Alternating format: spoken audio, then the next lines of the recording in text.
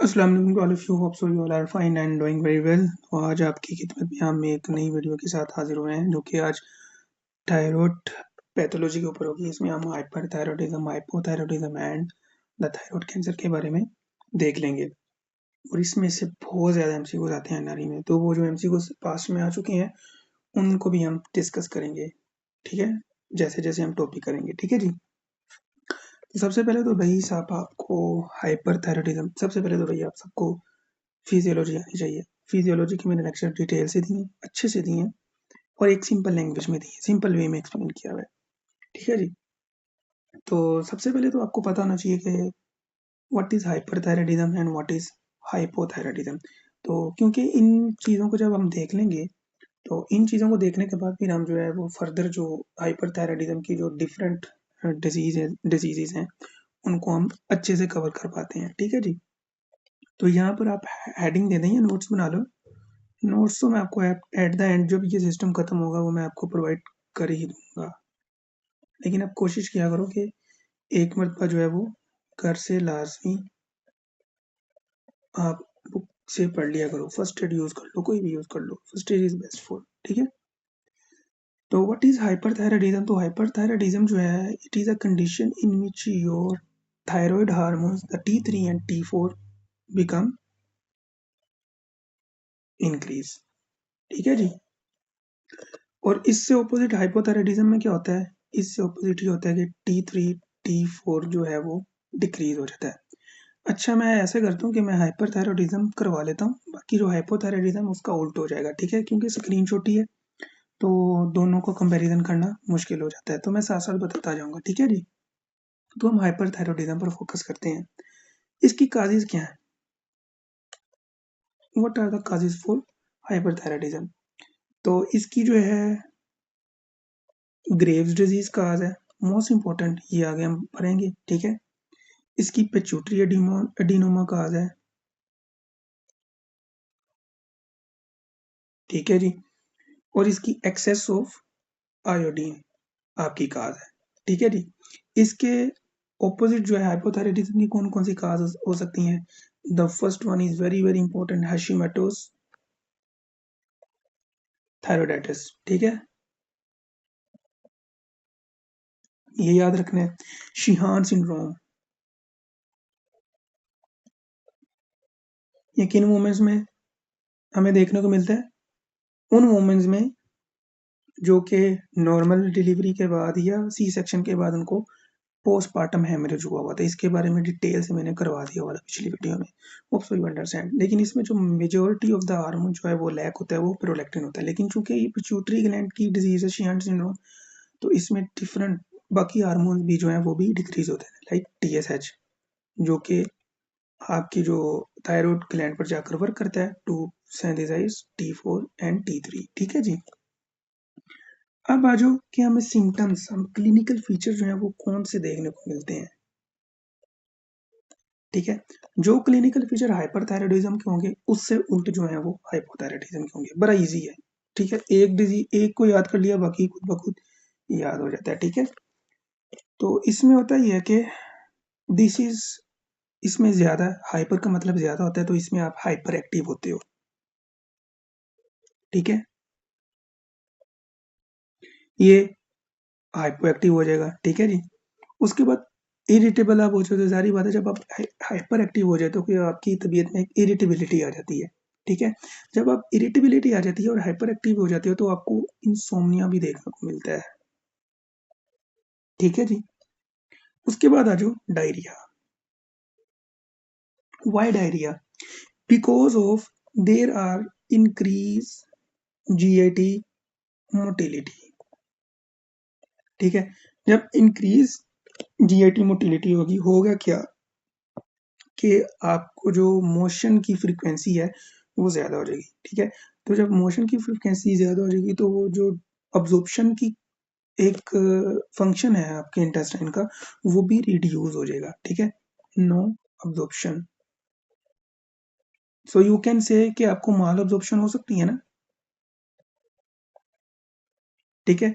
अब जब माल अब्जॉर्प्शन हो जाएगी तो malabsorption leads to weight loss, ठीक है। तो despite of eating many of food stuff in hyperthyroidism cases में, ठीक है, एक बंदा खा रहा है, बहुत खा रहा है, उसको लग नहीं रहा, ठीक है, मे बी उसको हाइपरथायराइडिज्म हो, ठीक है, तो डायरिया हो रहा है, उसके बाद डायरिया की वजह से अब्जॉर्प्शन नहीं हो रही, माल अब्जॉर्प्शन हो जाता है, माल अब्जॉर्प्शन की वजह से आपको वेट लॉस देखने को मिलता है। इसके बरअक्स अगर आप हाइपोथायराइडिज्म की तरफ आओ तो हाइपोथायराइडिज्म में होता गया कि जो जीआईटी मोटिलिटी है due to the hypo mean कम, ठीक है, तो वो जीआईटी मोटिलिटी जो है वो कम हो जाती है, ठीक है। जब जीआईटी मोटिलिटी कम होती है तो इससे होता ही है कि वो जो आपका फूड स्टफ है वो फॉर मेनी आवर्स वो आपकी इंटेस्टाइन में स्टक होके रह जाता है, that will lead to constipation.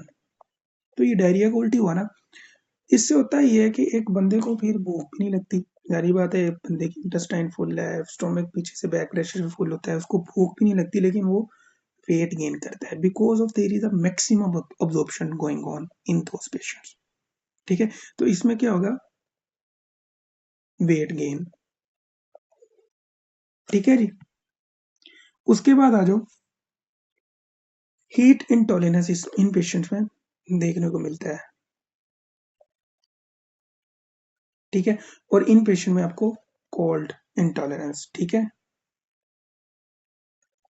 क्यों, because of heat intolerance leads to increase basal metabolic rate. अब जब बेसल मेटाबॉलिक रेट होगा ना तो होगा क्या कि that will lead to increase sweating, ठीक है, स्वेटिंग के साथ साथ आपको फाइन ट्रेमर्स भी देखने को मिलेंगे, ठीक है, टेकीकार्डिया आपको देखने को मिलेगा, ठीक है, पाल्पिटेशंस आपको देखने को मिलेंगी। इसके बरक्स कोल्ड इंटॉलरेंस में क्या होता है, इसमें लैक ऑफ स्वेटिंग होती है, नो स्वेटिंग, ठीक है, इसमें टेकीकार्डिया हो रहा था, ठीक है, इसमें ब्रेडी कार्डिया होगा, ठीक है। एक और डिफरेंस है, वो ये है कि इसमें हेयर फॉल होता है, ठीक है, लेकिन इसमें जो है वो आपके जो अनमैनेजेबल हेयर ग्रोथ होती है, मतलब कि आपके इतने बाल आने शुरू हो जाते हैं कि आपको पता ही नहीं लगता, आपको समझ ही नहीं आती कि मेरे को हो क्या रहा है, तो आप you can say increase hair growth. तो आपको जो है यहाँ पर हेयर ग्रोथ जो है वो देखने को मिल जाती है आपको, ठीक है जी। अच्छा, बेसल मेटाबॉलिक रेट जो है वो बढ़ रहा है तो होता ये है कि आपकी जो बॉडी में ऑनगोइंग जितने भी मेटाबॉलिक फंक्शन होते हैं वो सारी बातें वो इंक्रीज हो रहे होते हैं, ठीक है। तो इस चक्कर में होता ये है कि जब मेटाबॉलिक रेट जो है वो इंक्रीज हुआ होता है तो that will lead to increase lipolysis,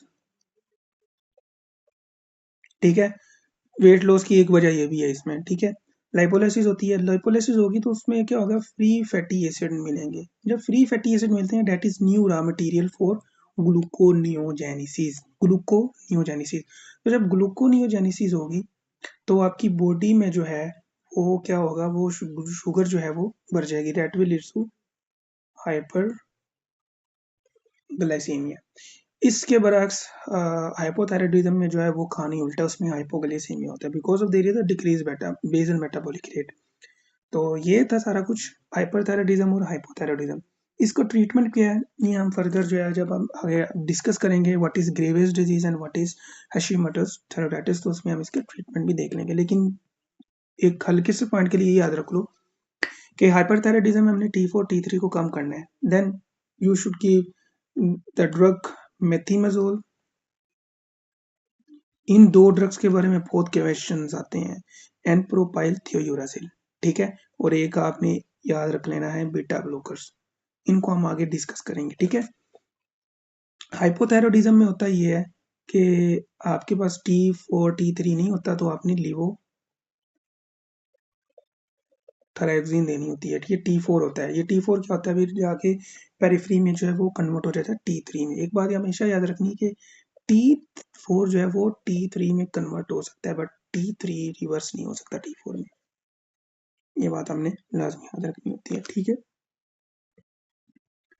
अब आ जाओ, व्हाट इज हाइपरथायराइडिज्म की मेन काज, जो कि बहुत इंपॉर्टेंट है, ये जो दो डिजीज भरेंगे ना हाइपोथायराइडिज्म और हाइपरथायराइडिज्म में, ये आपको अच्छे से आनी चाहिए। So what is Graves' disease? So Graves' disease, it is a condition of hyperthyroidism, or you can say it is a primary cause of hyperthyroidism. ये प्राइमरी का वर्ड है ना, ये याद रखो लाजमी, बिकॉज ऑफ एनरी में एमसीक्यूज आया हुआ है इसके बारे में। ठीक है, हाशिमोटोस के बारे में भी आया हुआ है, ग्रेव्स डिजीज के बारे में भी आया हुआ है। अच्छा, ये डिजीज है क्या? पहली बात ये याद रखनी कि it is auto immune disease. अब ऑटो इम्यून डिजीज है, इसमें होता ही है कि आपकी जो एंटीबॉडीज हैं, स्पेशली IgG, ये बनती हैं अगेंस्ट द TSH रिसेप्टर्स। ठीक है, TSH रिसेप्टर्स आपकी थायराइड ग्लैंड पर होते हैं, जहाँ पर TSH ने आके काम करना होता है। होता ये है कि जब ये ऑटो एंटीबॉडीज इनके एंगेंस्ट बनती हैं तो ये TSH रिसेप्टर को ओवर एक्टिव कर देती हैं विदाउट, फॉर एग्जांपल यहाँ पर TSH एक है, इसने आकर काम करना है 5 mg प्रोड्यूस करना है।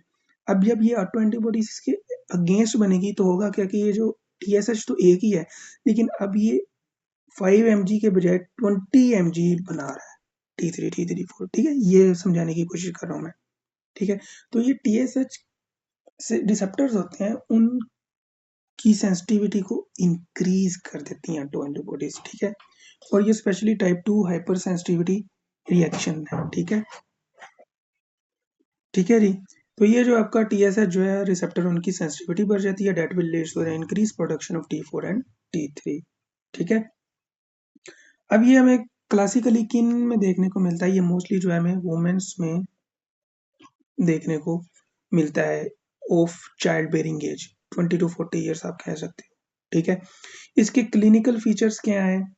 इसमें होता ही है कि सबसे पहले तो ऊपर हमने हाइपरथायरॉयडिज्म के फीचर पढ़ लिए, वही फीचर इसमें होते थे। हाइपरथायरॉयडिज्म और हाइपोथायरॉयडिज्म को डिफरेंशिएट करने का मकसद ये था कि आगे जब हमने ये डिजीजेस पढ़नी है, आपको पता हो कि what is hyperthyroidism and what is hypothyroidism. तो इसके क्लिनिकल फीचर्स में आपने लिख लेना है कि जितने भी अपने आपने ऊपर देखे हाइपरथायरॉयडिज्म के, वो क्लिनिकल फीचर्स होते हैं। ठीक है जी, इसमें डिफ्यूज गोइटर देखने को मिलता है। What is goitre? गोइटर जो है ये बेसिकली आपकी नेक रीजन इंटीरियर में एक लंप होता है। ठीक है, अब ये बनता क्यों है? Because of there is increase TSH sensitivity. ठीक है, स्टिमुलेशन कांस्टेंट होता है, जिसकी वजह से थायराइड का जो है वो, जारी बात है, हमारी बॉडी जब एक नीड पूरी हो जाती है तो वो नेगेटिव फीडबैक मैकेनिज्म के जरिए वो हार्मोन स्टॉप हो जाता है। लेकिन यहाँ पर नेगेटिव फीडबैक मैकेनिज्म दे भी तो भी नहीं स्टॉप होता, तो होता क्या कि वो आपकी बॉडी जो है, वो आपको थायराइड ग्लैंड है वो कॉन्स्टेंटली वर्क कर रहा होता है। जब वो कॉन्स्टेंटली वर्क कर रहा होता है तो क्या होता है कि थायराइड ग्लैंड की जो है वो हाइपरप्लेजिया हो जाता है और हाइपरट्रोफी हो जाती है। तो that will leads to goitre formation, diffuse goitre formation. ठीक है, इससे रिलेटेड बहुत बहुत इंपॉर्टेंट एक जो है वो आपने याद रखना है कि sign specific to the autoimmune hyperthyroidism, जो कि ग्रेव्स डिजीज की बात हो रही है। तो इनमें जो आपने साइंस याद रखने हैं, वो तो एक याद रखना है कि गोइटर आपको देखने को मिलता है। ठीक है, और जो सेकंड है वो प्री टिबियल मैक्सिडीमा देखने को मिलता है। प्री टिबियल मैक्सिडीमा देखने को मिल जाता है। ठीक है, उसके बाद आपने थायराइड आई डिजीज होती है। ठीक है, thyroid eye disease, what is this? अब इसके तीन फीचर्स हैं। अब इन तीन फीचर्स में पहला जो है वो है eggs of thalamus. Eggs of thalamus. अब इसमें होता क्या है? इसमें होता ये है कि आपकी जो ऑर्बिट है, आई का ऑर्बिट है, उसमें जो है TSH रिसेप्टर्स होते हैं। ठीक है, जो एक्सप्रेस करते हैं। अब जारी बात है, अगर ऑटो एंटीबॉडीज खाली थायराइड के TSH रिसेप्टर के लिए तो नहीं बनी, वो हमारी बॉडी में जहाँ जहाँ TSH रिसेप्टर प्रेजेंट है वहाँ वहाँ वो काम करेंगे। तो जब वो वहाँ वहाँ काम करेंगे और डेट विल लीड्स टू क्या होगा कि TSH रिसेप्टर स्टिमुलेशन हो जाएगी, increase TSH receptor stimulation that will lead to the increase glycosaminoglycan production. ठीक है, वो बिल्डअप हो जाएगा, वो बिल्डअप होने के बाद इन्फ्लेमेशन होगी, इन्फ्लेमेशन होगी, फाइब्रोसिस होगी, that will lead to the oedema. तो एक्सोथैलेमस को अगर हम एक सिंपल वर्ड में देखें तो इसको हम कहते हैं कि बल्जिंग ऑफ आईज। उसकी आंखें हैं जो ना, वो ग्लोब ऑफ द आई जो है वो बाहर की तरफ उभरा हुआ आपको देखने को मिलेगा। पैथो मैंने करवा दी कि व्हाट इज इसके पीछे बिहाइंड द सीन क्या है एक्सोथैलेमस, वो मैंने बता दिया। लेकिन अगर आपने सिंपल वर्ड्स में याद रखना है वो बल्जिंग ऑफ आईज है। ठीक है, सेकंड टर्म है वो ये है कि लैग ऑफ थैलेमस होता है, लैग ऑफ थैलेमस। अब ये क्या चीज है, ये चीज है कि you can not close your eyes, can not close your eyes because of there is ongoing oedema. अब ये तीसरी जो चीज है वो पढ़ेंगे हम, orbital oedema, periorbital oedema. ठीक है, तो ये जो एडिमा है ये क्या करता है, ये लैग ऑफ थैलेमस करता है, जिसकी वजह से आप जो अपनी आंखें जो हैं वो बंद नहीं कर सकते। ठीक है जी, तो ये था ग्रेव्स डिजीज के बारे में। उसके बाद अब अगर आपने देखना है तो वो ये देखना है कि हमने जो है इसकी लेबोरेटरी फाइंडिंग्स क्या देखनी है। तो नीचे आ जाओ, व्हाट आर द इन्वेस्टिगेशंस। तो भाई थायराइड की डिजीज है तो आप यहाँ पर देखोगे कि आपका जो टोटल एंड T4 जो है, फ्री T4 जो है या T3 जो है वो डिक्रीज हुआ होगा, ओ सॉरी इंक्रीज हुआ होगा। ठीक है जी, उसके बाद आप देखोगे तो इसमें जो TSH जो है वो डिक्रीज देखने को मिलता है आपको, क्योंकि भाई TSH की स्टिमुलेशन हो रही है तो TSH क्यों डिक्रीज देखने को मिलेगा, वो इसलिए कि व्हेन एवर T4 और T3 का जब बॉडी में इंक्रीज ज्यादा होता है तो एक हमारी बॉडी एक सिग्नल भेजती है इंटीरियर पिट्यूटरी को कि भाई बस अब TSH प्रोड्यूस नहीं करना, तो that will leads to decrease TSH। तो जहां कहीं भी अगर आप ये अगर ये आ जाए सिचुएशन कि T4 इंक्रीज है और TSH डिक्रीज है, that is called primary hyperthyroidism. ठीक है, प्राइमरी हाइपरथायरॉयडिज्म, और प्राइमरी हाइपरथायरॉयडिज्म की most common cause Graves disease है। ठीक है जी, इसके बरअक्स अगर हम देखें कि सेकेंडरी हाइपरथायरॉयडिज्म क्या है, तो secondary hyperthyroidism is due to pituitary adenoma. वही बात बताई कि जितने भी हमारे कैंसर है ना, मोस्ट ऑफ द कैंसर जो है वो ओवर प्रोडक्शन करवाते हैं अपने फंक्शन की। अब पिट्यूटरी एडिनोमा क्या करवाएगा, पिट्यूटरी एडिनोमा जो है वो TSH को बढ़ा देगा। TSH हमारे पिट्यूटरी से रिलीज हो रहा है ना, वो बढ़ाता जाएगा बढ़ाता जाएगा। अब बॉडी में T4 इंक्रीज होगा, लेकिन होगा क्या कि वो नेगेटिव फीडबैक को रीड ही नहीं कर पाएगा। तो होगा क्या कि T4 जो है वो भी इंक्रीज देखने को मिलेगा और TSH जो है वो भी देखने को मिलेगा। तो ये जो है अगर ये सिनेरियो है जो, तो डेट मीन्स के आपको सेकेंडरी हाइपरथायराइडिज्म है, और इसकी मोस्ट कॉमन काज क्या है, पिट्यूटरी एडिनोमा।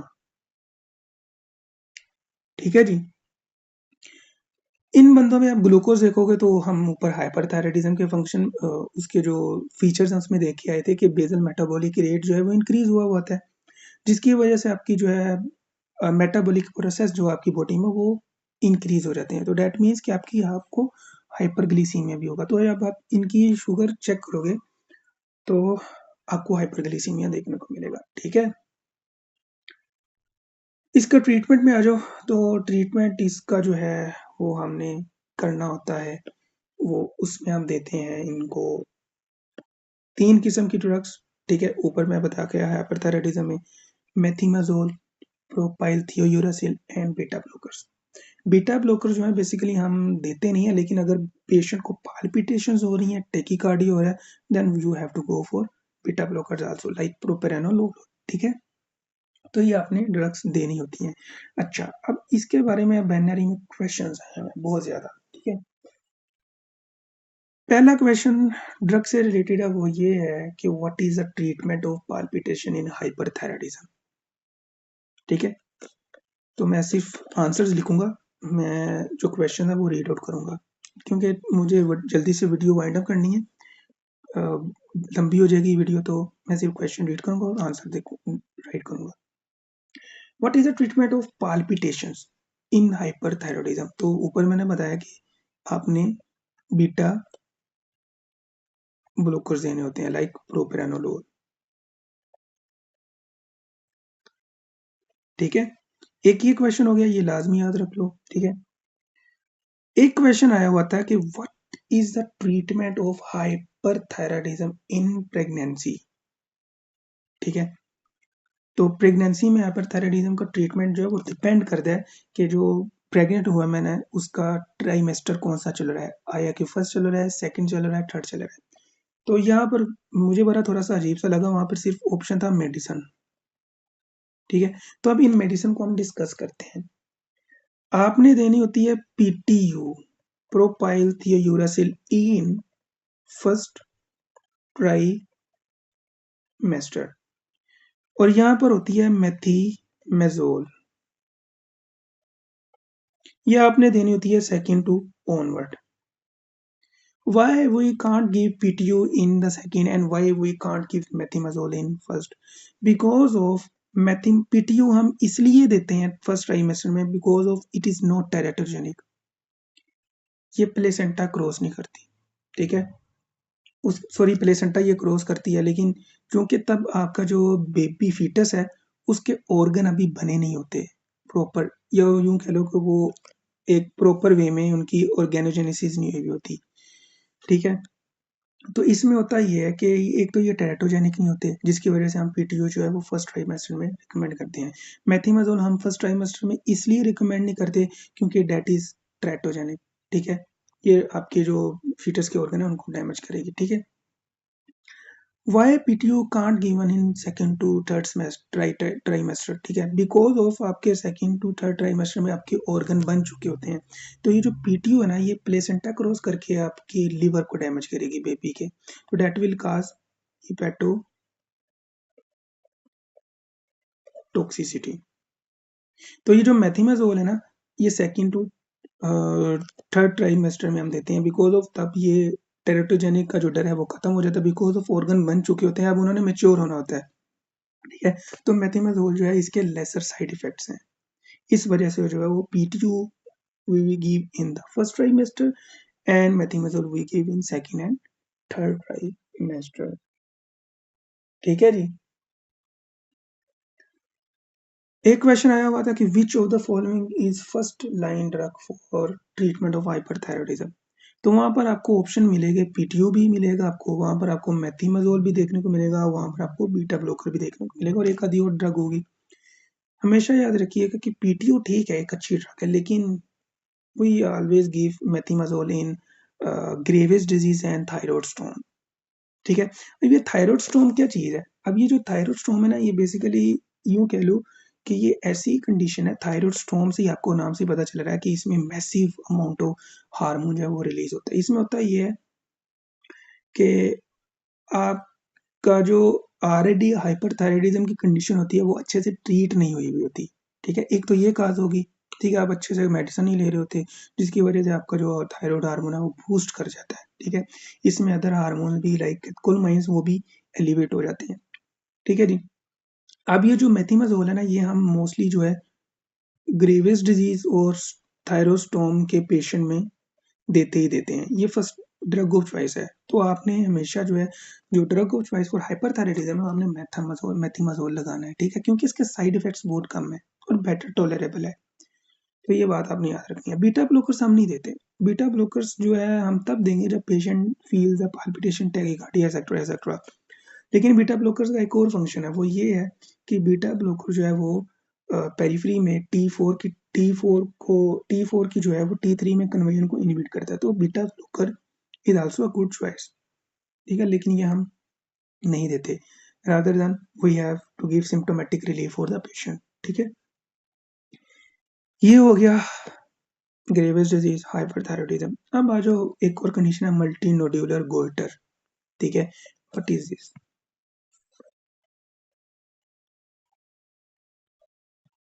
मल्टीनोड्यूलर गोइटर। इंशाल्लाह मेरी कोशिश होगी कि ये तो मैं अभी सिर्फ अपने मोबाइल पर बना रहा हूँ वीडियोस, चूँकि स्क्रीन छोटी है, ग्राफिक पैड बड़ा है तो दिक्कत होती है थोड़ी सी। इंशाल्लाह कोशिश होगी पाकिस्तान जाकर मैं ना टैब वगैरह या लैपटॉप वगैरह पर वीडियोस बनाया करूँ, तो आपको अच्छे से एक हैंड राइटिंग देखने को मिल जाए। What is multinodular goitre?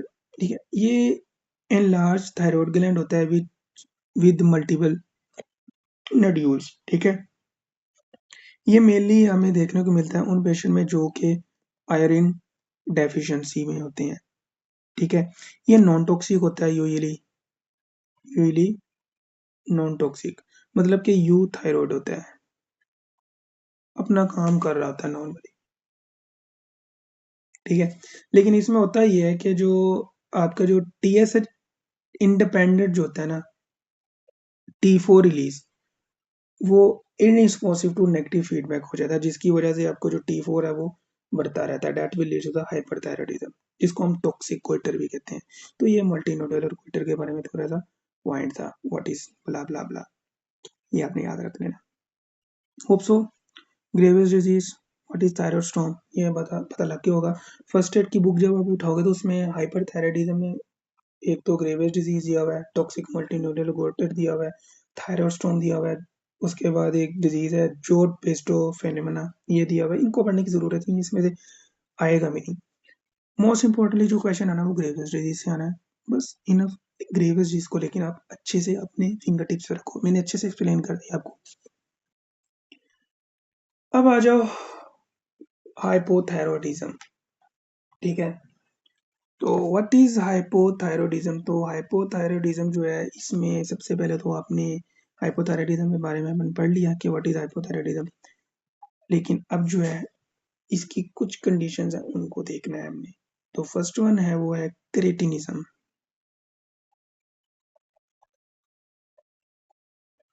Cretinism ऐसी कंडीशन है हाइपोथायरॉयडिज्म की जो कि इन्फेंट्स में या नियोनेट्स में देखने को मिलती है।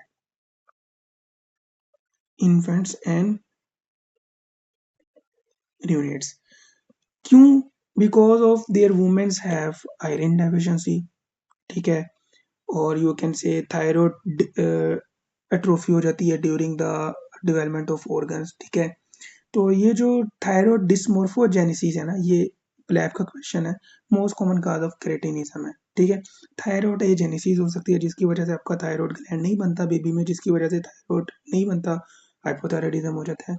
Iron deficiency due to maternal cause. ठीक है, मैटरनल आरडी हाइपोथायराइडिज्म की शिकार होती है वुमेन। ठीक है, तो उसमें भी आपको ये देखने को मिल जाता है। ठीक है, अब ये है क्या, इसमें होता ये है कि इसकी क्लिनिकल फीचर्स क्या हैं।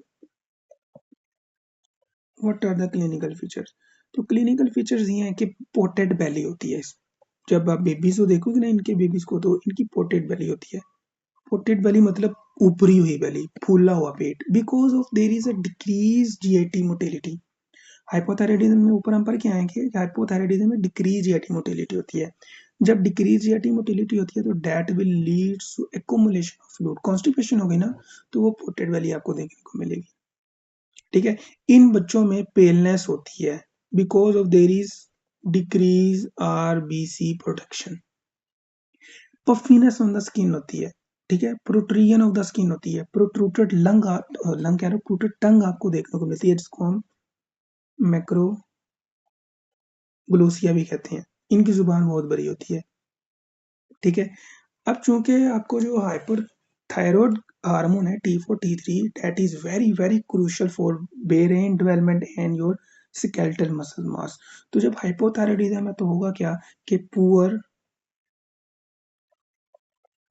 ब्रेन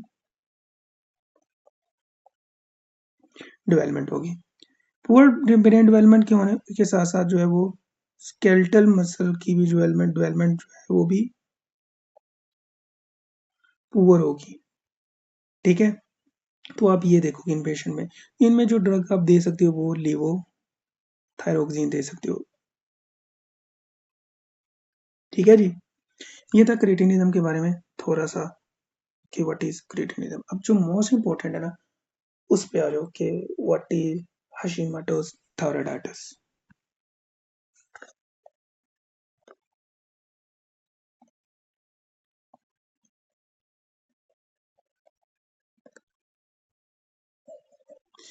इसके बाद हम कैंसर देखेंगे। कैंसर जो है वो हम बिल्कुल शॉर्टली शॉर्टली देख लेंगे कि इसमें क्या होता है क्या नहीं। अच्छा, what is Hashimoto's thyroiditis? It is also a auto immune disease. जो हाइपरथायराइडिज्म है उसमें ऑटोइम्यून डिजीज थी, लेकिन इसमें होता ये है कि उसमें एंटीबॉडी जो है वो टीएसएच के रिसेप्टर के अगेंस्ट बनकर उसकी सेंसिटिविटी को इंक्रीज करती है, जिसकी वजह से over stimulation of TSH receptor हो जाता है। थोड़ा सा भी टीएसएच आके लगता है तो वो ज्यादा ओवर एक्टिंग करता है। ठीक है, वो कहते हैं ना कि एक बच्चे को आपने थोड़ा सा आपने मारा भी नहीं, ठीक है, तो वो रोने लग जाता है, तो वो ओवर एक्टिंग करता है। ठीक है, तो ये आपका हाइपरथायराइडिज्म होता है। इस ये भी ऑटोइम्यून डिजीज है, हाशिमोटोज थायरॉइडाइटिस, लेकिन इसमें होता ही है कि आपकी जो ऑटो एंटीबॉडीज जो हैं वो अगेंस्ट द किसके बनती हैं? थायरॉइड पर ऑक्सीडेज एंजाइम। अब ये जो थायरॉइड पर ऑक्सीडेज एंजाइम है, जब हम फिजियो देख रहे थे पढ़ रहे थे, तो उसमें हमने देखा कि ये बड़े इंपॉर्टेंट रोल करवाता है। ये आपकी आयोडीनेशन करवाता है, ये आपकी ऑर्गेनिफिकेशन करवाता है, ये आपकी कपलिंग रिएक्शन करवाता है। ठीक है जी, तो उन सब में जो है वो थायरॉइड पर ऑक्सीडेज का काम होता है, फिर जाकर आपका जो T4 T3 बनता है। अब जब ऑटो एंटीबॉडीज इसके अगेंस्ट बन जाएगी तो ये काम नहीं कर पाएगा टीपीओ। ठीक है, तो जब ये काम नहीं कर पाएगा तो that will lead to T3 decrease and your T4 decrease also. और एनआरई का यहाँ पर क्वेश्चन आया हुआ है कि what is most common primary cause of hypothyroidism. तो ये लिख लो,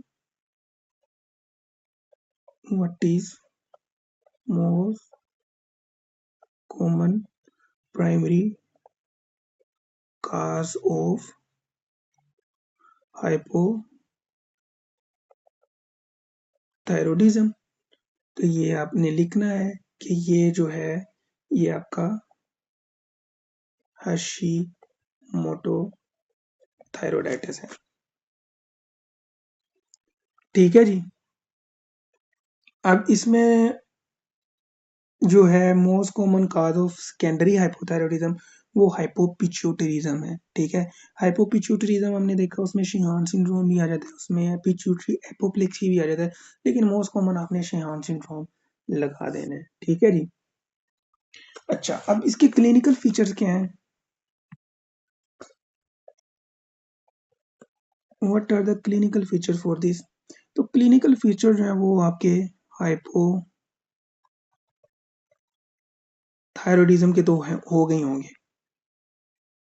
ठीक है, अब जब आप इसमें टेस्ट करते हो या इन्वेस्टिगेशंस करते हो तो होता क्या है? होता ये है कि आपको ऑटो एंटीबॉडीज देखने को मिलती हैं against the thyroid peroxidase enzyme. ठीक है, थायरोग्लोबुलिन के अगेंस्ट भी आपको एंटीबॉडीज देखने को मिलती हैं।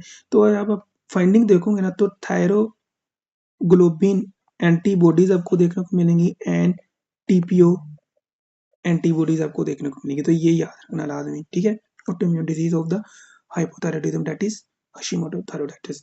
लैब इन्वेस्टिगेशन देखोगे तो आपको T4 जो है वो डिक्रीज देखने को मिलेगा, बट क्या होगा, आपका जो TSH जो है वो इंक्रीज देखने को मिलेगा। तो जहां कहीं आपको ये नजर आ जाए तो that means it is a primary cause. ठीक है, क्यों? क्योंकि जब T4 डिक्रीज होगा तो आपका पिट्यूटरी सेंस करेगा, सेंड करेगा उसको मैसेज कि भाई बॉडी में जो है वो T4 डिक्रीज है, you need to secrete the TSH। तो वो T4 तो बन ही नहीं रहा ना, because of there is auto antibodies formation against the TPO। तो वो जो TSH है वो बढ़ाता जाएगा। तो दैट्स वाई प्राइमरी है। देखो यार, प्राइमरी किसको कहते हैं? प्राइमरी उस डिजीज को कहते हैं जो कि उस ऑर्गन के अंदर ही उसकी कॉज छुपी होती है। ठीक है, अब ये जो TSH है ये पिट्यूटरी से आता है, तो पिट्यूटरी प्राइमरी ऑर्गन थोड़ी हुआ थायराइड प्रोडक्शन का। प्राइमरी ऑर्गन तो थायराइड ग्लैंड है। तो ये जो if there is a TSH increase or you can say if there is a TSH decrease in this also case तो वो सेकेंडरी हाइपोथायरॉयडिज्म होगा। ठीक है, तो चूंकि TSH जो है वो इंक्रीज है, that means that is primary hypothyroidism. Secondary में क्या होता है, सेकेंडरी में आपका T4 भी डिक्रीज होता है, TSH भी डिक्रीज होता है, बिकॉज ऑफ, एक बात याद रखना, सेकेंडरी डिजीज में अगर हार्मोन कोई भी चीज डिक्रीज है तो उसका जो मटेरियल है, जो मतलब कि उसकी जो आगे फर्दर प्रोडक्शन करवाता है, वो भी डिक्रीज होगा, क्योंकि दैट इज मेन हार्मोन जो कि उसको मैसेज करता है कि भाई बढ़ाओ। ठीक है, तो जहां कहीं भी ऑपोजिट आ जाए तो वो प्राइमरी होगा, और जहां कहीं भी, थायराइड के वाले से बात कर रहा हूँ फिलहाल मैं, और जहां कहीं भी सेम डायरेक्शन में आ जाए तो वो सेकेंडरी काज होगी हमेशा, चाहे वो हाइपरथायराइडिज्म की बात हो रही है, चाहे वो हाइपोथायराइडिज्म की बात हो रही है। तो ये है सेकेंडरी हाइपोथायरॉयडिज्म। ठीक है जी। अब इसका जो ट्रीटमेंट है, इसमें जो है एक और बात यहाँ पर आपने याद रख लो कि इक्वेशन आता है, हर Hurthle Hurthle cells are seen in which of the following, तो आपने हाशिमोटोज लगाना है, हाशिमोटोज थायरोइडाइटिस।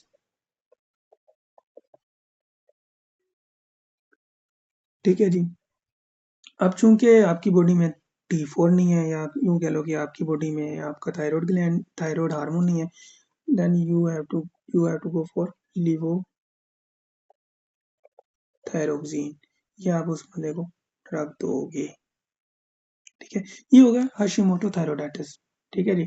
अब यहाँ पर एक टर्म है, वो है सब एक्यूट ग्रेनुलोमेटस डीकर्वेन थायरोइडाइटिस। तो यू कैन से कि आप इसको सिर्फ और सिर्फ डीकर्वेन लिख लेते हैं, डीकर्वेन। अच्छा, ये भी जो है ये हाइपोथायरॉयडिज्म की फॉर्म है, लेकिन ये मोस्टली उन पेशेंट में होता है जो कि वायरल इन्फेक्शन के पेशेंट होते हैं।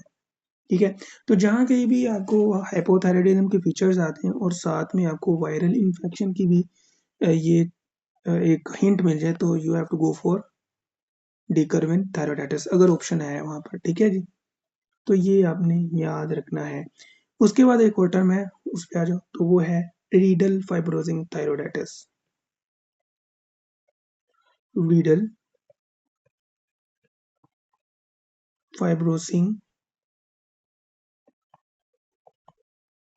थायरोइडाइटिस। मेरा गला सूख गया है बोल बोल के, लेकिन कोई नहीं।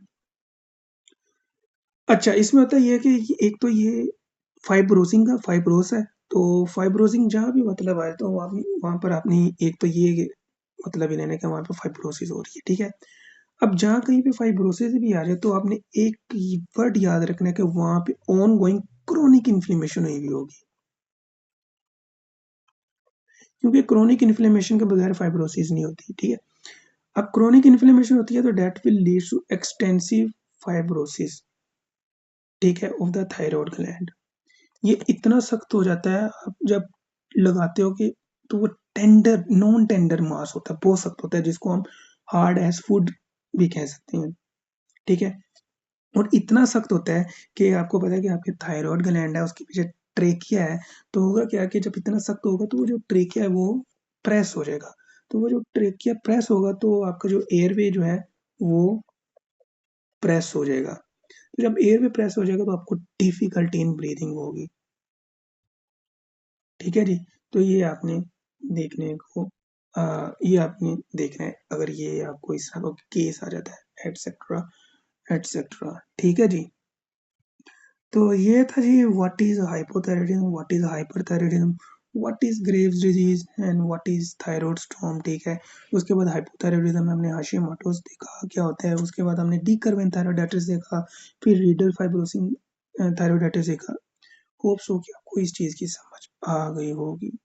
ठीक है, अगर आ गई है तो फिर अब हम चलते हैं हमारा आज का जो लास्ट टॉपिक है, but not the least, that is called thyroid cancer. तो थायराइड कैंसर जो है, इसमें से भी बहुत से एमसीक्यूज आते हैं। तो ये जो टॉपिक है ना, ये पूरा पूरा हॉट टॉपिक है for any point of view, तो ये आपने अच्छे से याद करना है, थायराइड कैंसर। तो थायराइड कैंसर जो है वो डिफरेंट टाइप्स के होते हैं, ठीक है। उसमें जो आपने सबसे पहले याद रखना है वो ये याद रखना है कि व्हाट इज पेपिलरी कार्सिनोमा। देखो, जो भी डिजीज है ना, या तो उसका नाम किसी बंदे पर होता है या उसका नाम उसके फीचर्स पर होता है। तो papilla mean finger like projection. तो आप इस कैंसर में देखोगे कि फिंगर लाइक प्रोजेक्शन होती हैं। जितने भी थायराइड का कैंसर है उनमें से ये 80% जो कैंसर है उनमें से 80% यही होता है, ठीक है। इसकी काजेज क्या है? What are the causes for papillary carcinoma? तो इसकी काजेज ये हैं कि during the childhood or you during the your adolescence life or maybe adult life, previous exposure to radiation at the neck region, ठीक है। previous exposure to neck region, कौन सा? Radiation का, ठीक है। विच इज ग्रोइंग, ठीक है। ये जो कार्सिनोमा है ये ग्रोइंग होता है लेकिन नॉन टेंडर होता है। टेंडर और नॉन टेंडर का मतलब ये है कि टेंडर उस चीज को हम कहते हैं, या टेंडर का मतलब ये है उस चीज को कहते हैं कि आपका लंप होता है, ठीक है। तो जब आप उसको छूते हो तो आपको पेन होता है। तो चूंकि यहाँ पर वर्ड नॉन है तो दैट मीन्स कि नॉन टेंडर, वहां पर लंप तो मौजूद है लेकिन whenever you touches that lump the patient feel no any pain, ठीक है। तो नॉन टेंडर ये कैंसर होता है, ठीक है। ये ज्यादा हमें फीमेल में देखने को मिलता है एज कम्पेयर टू मेल, और इसकी रेशियो 3:1 है, ये याद रखने ना लाजमी, ठीक है। इन्वेस्टिगेशन आप करोगे तो आपको क्या देखने को मिलेगा, ये लाजमी देखा करो, बिकॉज इन इन्वेस्टिगेशन में से जो है वो एमसीक्यूज आते हैं बार बार। तो आप जो है ऑर्डर करते हो फाइन नीडल एस्पायरेशन साइटोलॉजी, जिसको हम FNAC भी कहते हैं, ठीक है। ये बायोप्सी होती है, it is a kind of biopsy. अब जब बायोप्सी करते हो तो आप बायोप्सी में आपको क्या देखने को मिलता है? फिंगर लेग प्रोजेक्शन देखने को मिलती है। तो पेपिला जो है वो वर्ड ही फिंगर है, तो फिंगर लेग प्रोजेक्शन देखने को मिलती है, तो जिसकी वजह से हमें इसका नाम जो है वो पेपिलरी कार्सिनोमा रखा हुआ है, ठीक है। उसके बाद आपको स्मोमा बॉडीज देखने को मिलती हैं। What is this? Psammoma bodies are those areas, इसमें होता ये है कि आपकी नेक्रोटिक टिश्यू होता है, ठीक है। For example this is your necrotic tissue, ठीक है। इसके इर्द गिर्द जो है वो काल्सिफिकेशन हुई होती है, डेट इज कॉल्ड स्मोमा बॉडीज, ठीक है। उसके बाद आ जाओ, तो ये जो बातें हैं ना, ये psammoma bodies, fine needle aspiration cytology, ये याद रखो। तो एक ये वर्ड बहुत ही इंपॉर्टेंट है, orphan Annie nucleus, this is your normal cell, जिसमें ये जो दरमियान वाला ये आपका न्यूक्लियस है। अब ये जो ऑर्फन एनी न्यूक्लियस ये है, इसको हम सेल भी कहते हैं। इसमें होता ही है कि आपका सेल्स तो होता है लेकिन उसमें न्यूक्लियर नहीं होता। तो ऑर्फन का मतलब ये है कि एब्सेंट न्यूक्लियस, तो ये आपको इसमें देखने को मिलता है, ठीक है। इसकी ट्रीटमेंट क्या है? इसका ट्रीटमेंट एक ही है कि you have to go for thyroidectomy, ठीक है। थायरोइडेक्टमी, तो जब थायरोइडेक्टमी हो जाएगी तो आपकी बॉडी भाई नॉर्मली T3 प्रोड्यूस नहीं कर पाएगी, then you have to give levothyroxine for the rest of life to those patients.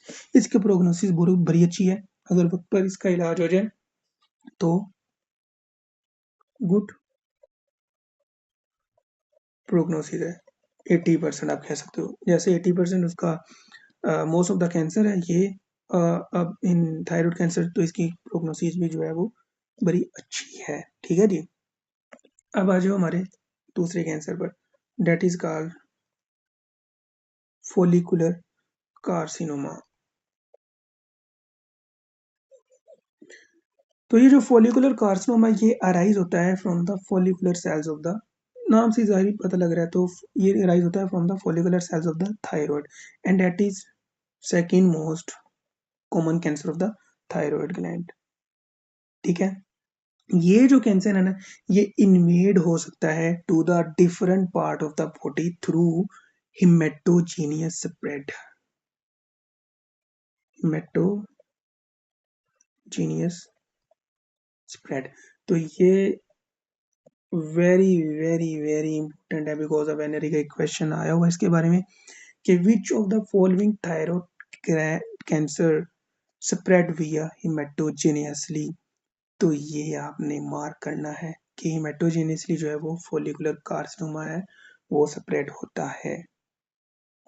ठीक है, एक क्वेश्चन ये भी आया हुआ है इसके बारे में, वो आगे हम देखते हैं कि जब हम इसकी इन्वेस्टिगेशंस करते हैं ना, तो हमें नहीं पता चल पाता कि आया कि ये फोलिकुलर कार्सिनोमा है या फोलिकुलर एडिनोमा है, और इसके क्लिनिकल फीचर्स भी इतने ज़्यादा सेम होते हैं पेपिलरी कार्सिनोमा से कि हम पता ही नहीं लगा पाते कि फोलिकुलर कार्सिनोमा है या पेपिलरी कार्सिनोमा है।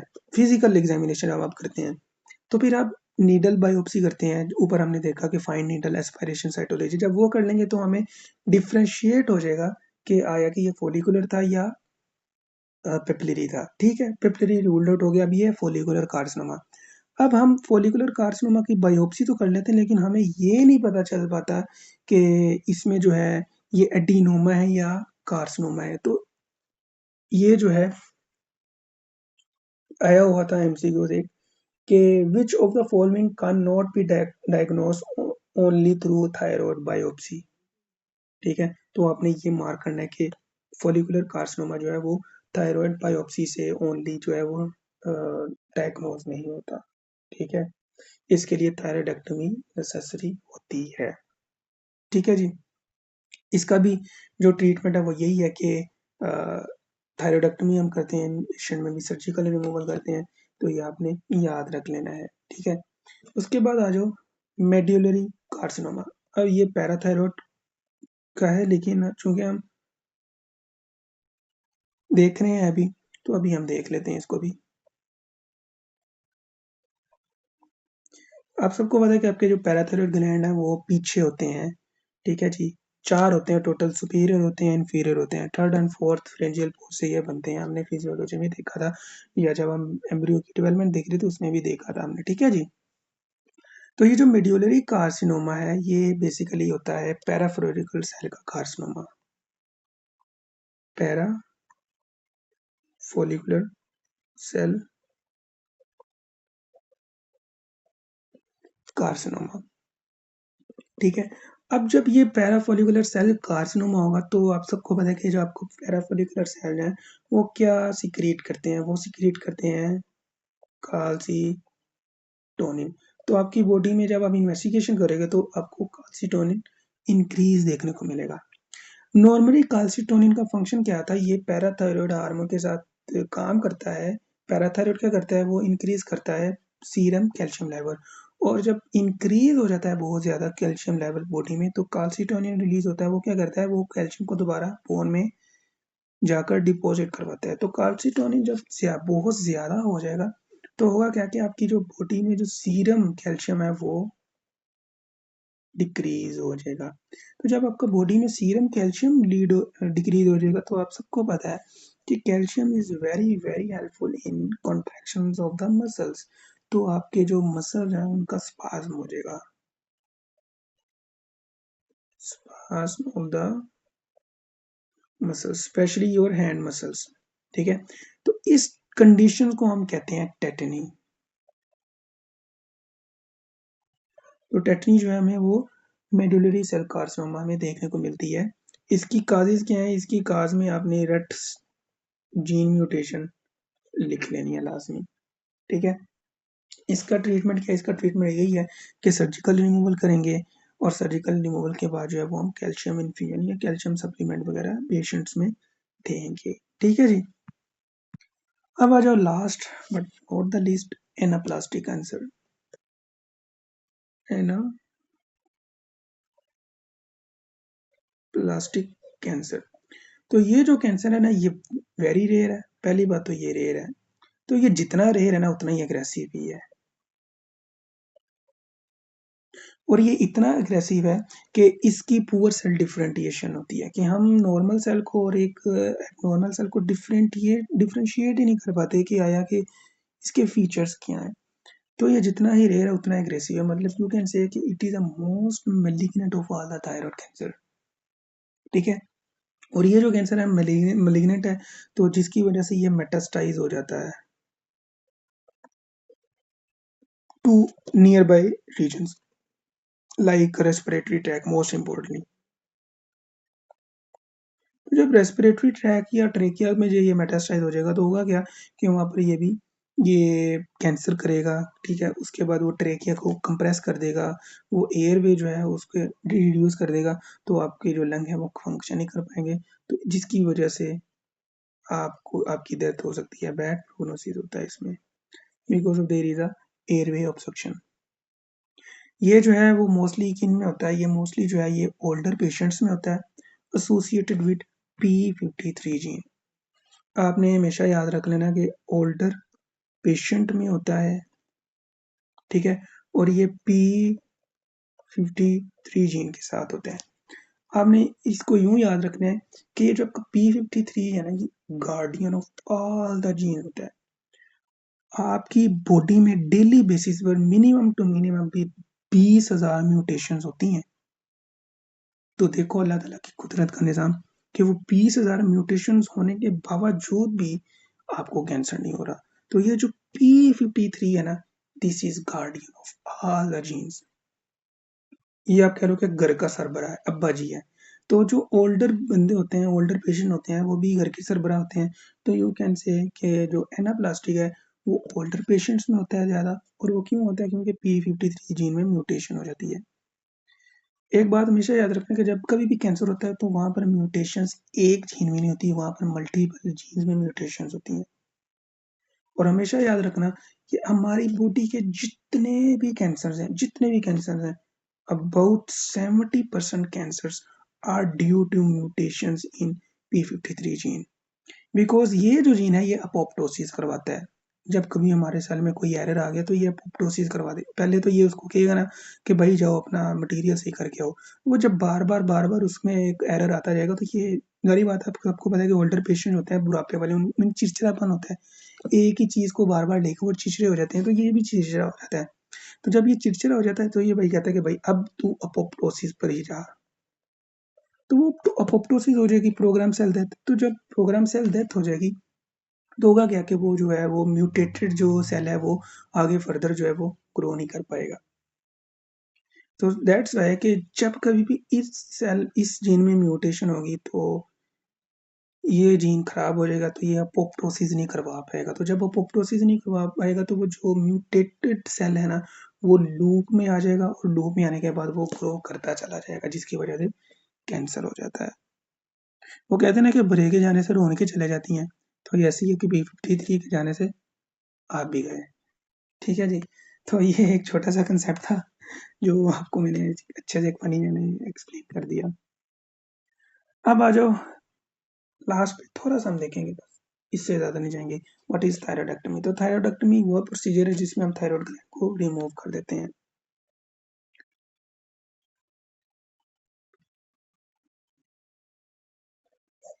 What is thyroidectomy? Removal of thyroid gland. अच्छा, अब ये थायरॉइड ग्लैंड की जब हम रिमूवल करते हैं ना तो ज़ाहिर बात है इसके पीछे फॉलिकुलर ग्लैंड भी होते हैं। हमने उनको स्पेयर करना होता है, उनको हमने बचाना होता है ताकि बॉडी में जो है वो बाद में ये ना हो कि पैराथायरॉइड हार्मोन बने ही ना। ठीक है, बॉडी का जो क्या कहते हैं कैल्शियम लेवल है वो मेंटेन ही ना कर पाए। ठीक है जी। तो इसमें थायरॉइडेक्टोमी करते वक्त ना कॉम्प्लिकेशंस होती हैं कुछ। ठीक है, और उन कॉम्प्लिकेशंस में सबसे पहले जो है वो ये है कि accidental removal of parafollicular gland. Accidental removal of parafollicular gland. अब जब पैराफोलिकुलर ग्लैंड की एक्सियन हो जाएगी एक्सीडेंटल, तो होगा क्या कि पीटीएच वो रिलीज नहीं होगा। जब पीटीएच रिलीज नहीं होगा तो आपकी जो बॉडी में कैल्शियम का लेवल है वो डिक्रीज हो जाएगा। That will leads to hypocalcemia, tetany हो जाएगी। ठीक है जी, ये इसका मेन फंक्शन है। उसके बाद आ जाओ, एक कॉम्प्लिकेशन ये है कि ड्यूरिंग द थायरॉयडेक्टमी आप कहीं रिकरेंट लेरेंजियल नर्व को डैमेज ना कर दें। डैमेज टू रिकरेंट रेंजियल नर्व, तो जब ये रिकरेंट लेरेंजियल नर्व डैमेज हो जाएगी तो that will lead to hoarseness of the voice, और अगर दोनों ही हो जाए तो वो बंदे की आवाज वैसे ही चली जाती है। तो मोस्ट ऑफ द आप जब हॉस्पिटल में कभी कहीं देखोगे, जो थायराइड स्पेशलिस्ट होते हैं या थायराइडेक्टमी के सर्जन जो होते हैं, वो परेशान होते हैं आफ्टर द सर्जरी। वो बस इंतजार कर रहे होते हैं कि पेशेंट होश में आए, उसको हम देखें, चेक करें उसको बोल भी रहा है या नहीं, क्योंकि उनको डर होता है कि कहीं उन्होंने उसकी रीजनल लेरेंजियल नर्व को वो कहीं एक्सीडेंटली डैमेज नहीं कर दिया। लेकिन बहुत एहतियात से वो करते हैं, होता नहीं है, लेकिन अगर चूक हो भी जाए तो उसको प्रिजर्व कर भी लें तो वो टेंशन में रहते हैं। तो ये आपने याद रखना है। अच्छा, अब if there is bleeding occur during thyroidectomy, ठीक है, तो अगर ब्लीडिंग हो जाए तो इसमें जो आपकी जो डैमेज होती है आर्टरी वो है इंफीरियर थायरॉयड आर्टरी। अगर वर्ड ब्लीडिंग आ जाए तो अपनी इंफीरियर थायरॉयड आर्टरी लगाना है। ठीक है, यहाँ पर एक एमसीक्यू आया था एनरी का, वो सुपीरियर थायरॉयड आर्टरी से रिलेटेड था। वो ये था कि during thyroid surgery which structure is located first to prevent injury to the external range nerve। ठीक है, फिर सुन लो, which during thyroid surgery या thyroidectomy which structure is ligated first to prevent injury to the external laryngeal nerve। तो आपने वहां पर लगाना है कि superior thyroid artery, superior thyroid artery। ठीक है जी, तो ये हमने थायराइड ग्लैंड के बारे में पढ़ लिया, जितना भी पढ़ना था पढ़ लिया। अब पैराथायराइड रह गया, पैराथायराइड की पैथोलॉजी रह गई है, वो छोटी सी वीडियो होगी, वो इतनी बड़ी नहीं होगी। ये क्योंकि बहुत इंपॉर्टेंट टॉपिक है, ये बहुत हाई यील्ड टॉपिक है, इसमें से एमसीक्यू आएगा ही आएगा, लिख के रख लो, क्योंकि ये बड़ा अहम टॉपिक है। पाकिस्तान में बहुत से पेशेंट आपको देखने को मिलते हैं ग्रेव्स डिजीज के, हाशिमोटोस के, डिफरेंट डिफरेंट वगैरह वगैरह। तो ये इंशाल्लाह इंशाल्लाह इसमें से कोई ना कोई टॉपिक आएगा, और अगर आपने ये अच्छे से कर लिया है then you have no worry, you have no need to worry at all. ठीक है, तो आपको परेशान होने की ज़रूरत बिल्कुल भी नहीं है। तो मुझे दीजिए इजाज़त, अगली वीडियो तक के लिए अपनी दुआ में हमेशा याद रखें, अपने लिए दुआ किया करें, सबके लिए दुआ किया करें। अल्लाह हाफ़िज़।